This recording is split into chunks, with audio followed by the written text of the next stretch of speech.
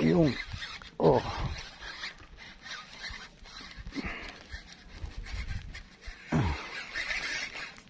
Ang sarap i-retrieve.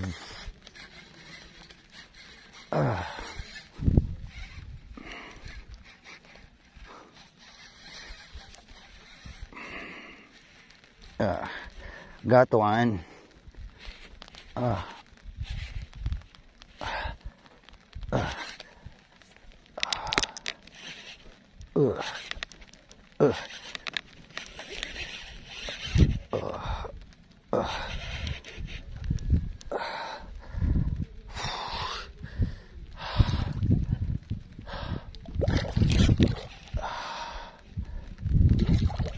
Uy.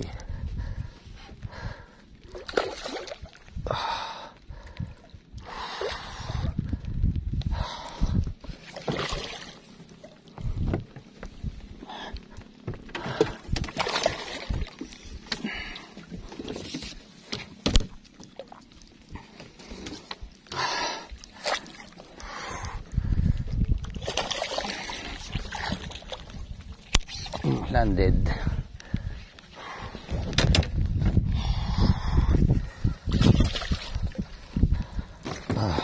One Toman.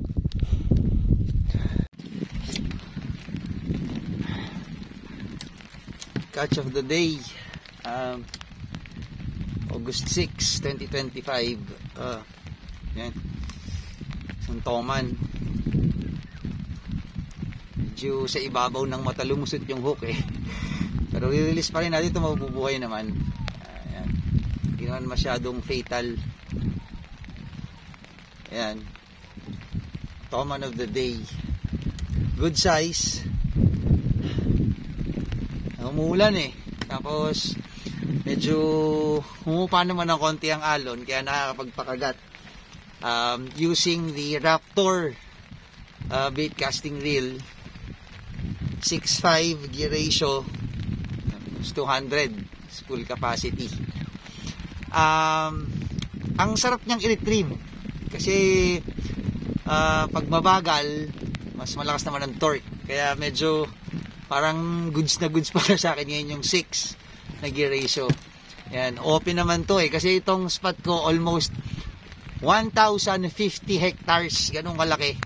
Kaya hanapin mo talaga yung kagat ng Toman, no? Tapos ang lawak, kaya mahirap, wild na wild talaga. Anyway, Toman catch of the day.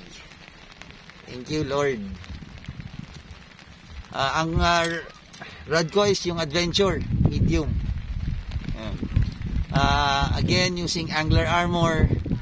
Ito yung personalized ko, yung Tomanista ng Laguna. Yan. Try nyo, paggawa kayo sa Angler Armor ng Jersey, hindi kayo magsisisi sulit. Thank you very much. Thank you. Thanks God. Good years give good results.